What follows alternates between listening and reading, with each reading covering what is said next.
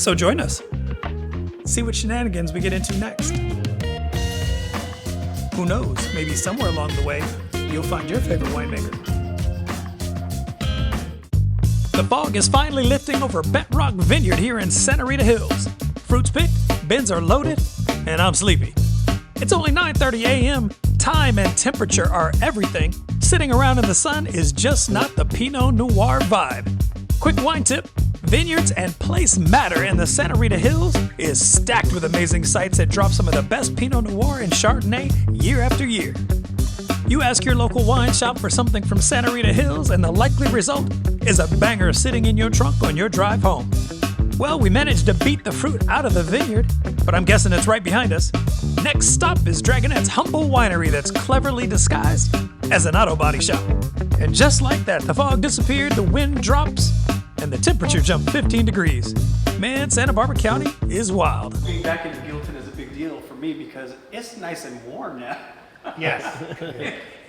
Temperature just jumped 15 degrees. Wow. 15 miles, 15 degrees. That's the magic of Santa Barbara County. All right, so we've been, picking obviously all morning. So what's happening now? What's happening next? So we're getting ready to process the fruit, and it's going to come in just a second. It trucked over to the winery nice and fast, which is wonderful. So what we like to process right away. We like to just keep going. It's kind of like getting that ideal piece of fruit from the farmer's market that you want to actually just enjoy it at that right moment. As soon as it gets in, we're going to stage it into our Destemmer, and about a ton and a half fruit goes in that bin, and then we take it out and put it in the cold box. And then it sits in there for a couple of days, so you have the ability to do this really gentle extraction before there's any alcohol or any fermentation happening.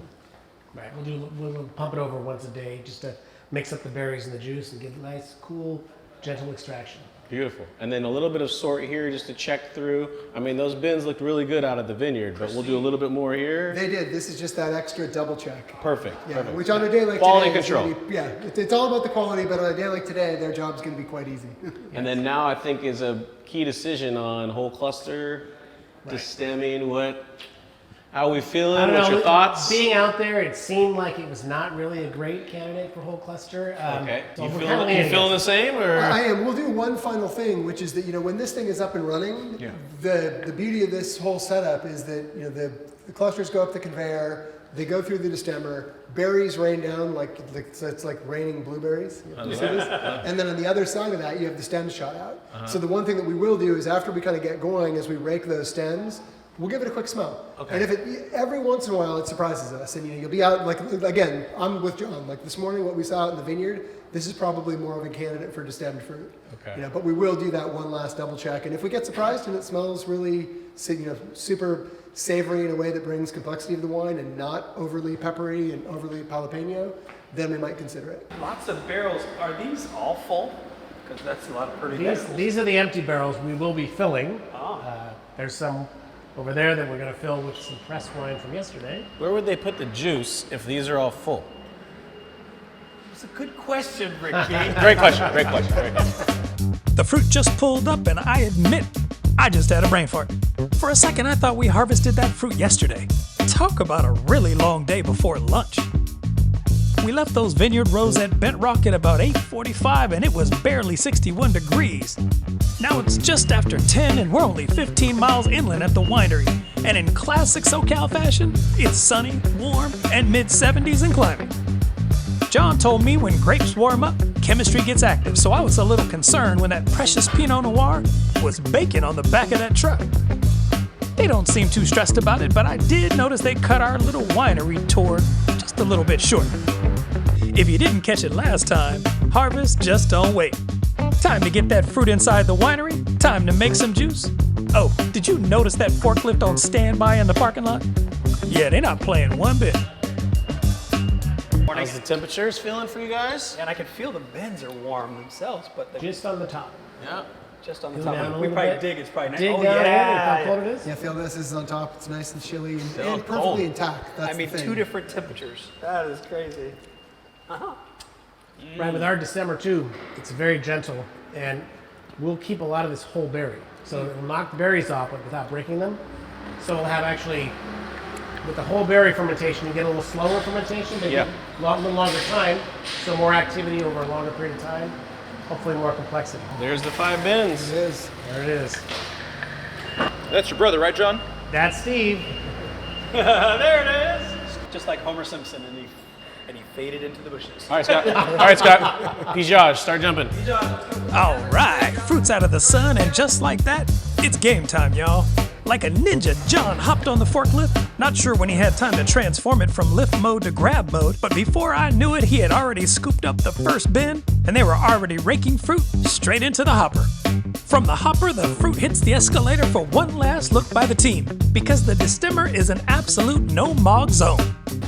And then this loudly whirring but weirdly calming machine becomes the star of the show.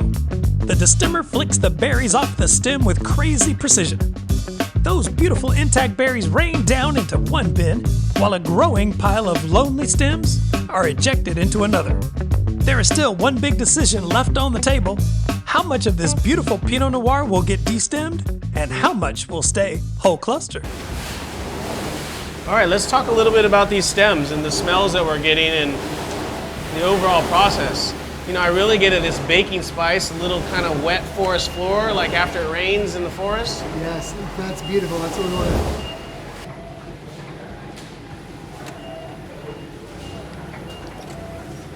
And something I never would have thought of is to really dig deeper into the stems, but this is the body that made the grapes. And we have to pay attention to it. Absolutely, yeah. So that's, and then again, for us, we're not dogmatic about it, because if the stems bring a beautiful savory characteristic, we'll incorporate some of them. Yeah. But if the stems bring overly herbal bitterness, then we'll just fully destem and compost the stems. Yeah, so as the stems ripen earlier in the season, they're pretty aggressively herbal. Yeah. So sometimes you'll actually get perfectly ripe fruit, but the stem itself will smell like jalapenos. Right. At which point, there's no question we would not use whole cluster at that point. But this bin is somewhere we want to consider for whole cluster, because like you said, it actually has a little bit more savory. It does. A little more truffly forest floor kind of a component. Were you guys just chewing on these? You gotta try one. What do I chew on? Munch, just Here, start you chewing. want the really green one, dude.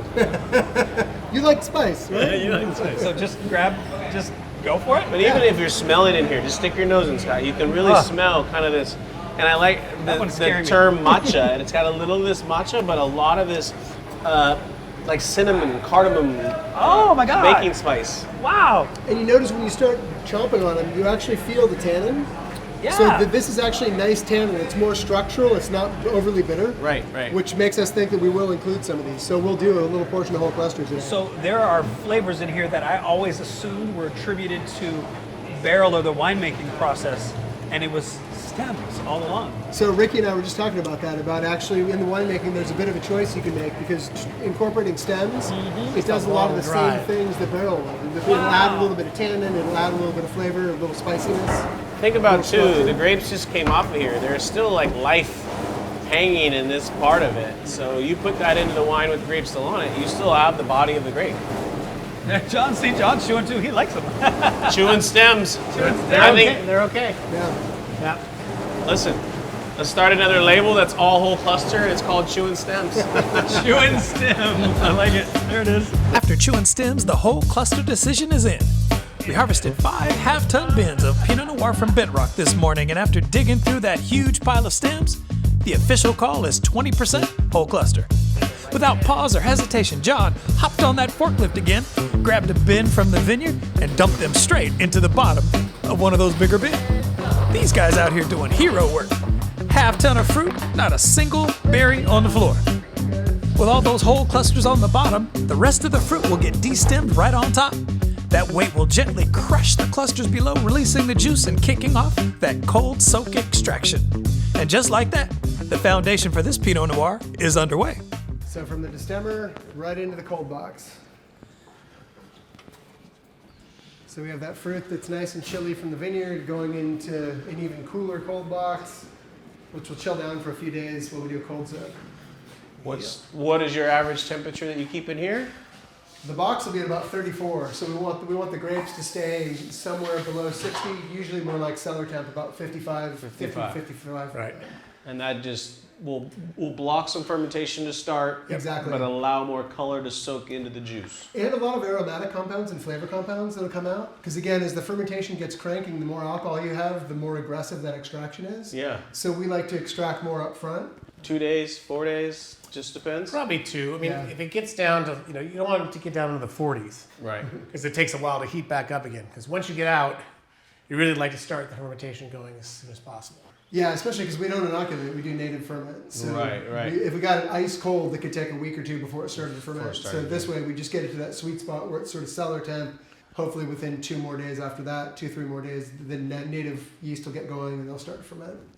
So let's let it go night-night. Well, Right. But I was just going to say, I thought it was really pretty impressive, the efficiency. Wheeled this one out, and the next one was ready to go right into the next set. So it wasn't just efficiency in the vineyard. You had it all planned out here. So we left the vineyard at 9:15. You almost beat us back in another car, and it's 11:15, and that's in the cold box already. Yep. Yeah, well, That's how we like it. And that's, I mean, we're so fortunate that, our team, Brian's been with us for over a decade, so it is a well-oiled machine. The fruit arrives, boom, boom, boom, get it processed and put it to bed. You ready for a nap? I'm ready for a nap because I'm tired, and it's cold in here. All right. Last bin, huh? You guys are damn good. Damn good. Fast and efficient. We are going to get the heck out of your hair so you all can knock this out. All right. Thanks for Okay. getting up early and joining us, guys. Thanks for setting up the tasting. We're really excited to try some wines. Awesome. Enjoy the wines. Thank you. Enjoy. Yeah, thanks for coming Thanks, by. buddy. Thanks, guys. Good to see you. See you. Bye, guys. Thank you. See ya. Just a few hours ago, we were standing in the fog at Bentrock Vineyard. The precision, the hustle, the attention to detail. From vineyard row to cold box. Man, that was impressive. How is it not even lunch yet? That, my friends, is the rhythm of harvest. I'm looking forward to tasting their juice in a few days when we head up to their tasting room in Los Olivos. Tomorrow, however, we're headed to Lompoc to catch up with Pete Stoltman to see how Harvest is treating them at the winery. For now, I only have a few things on my mind. Let's get back to the comforts of the land speed. I'm gonna sit right there and grab some lunch at the bar. Then I think I may need to run upstairs and indulge in a nap.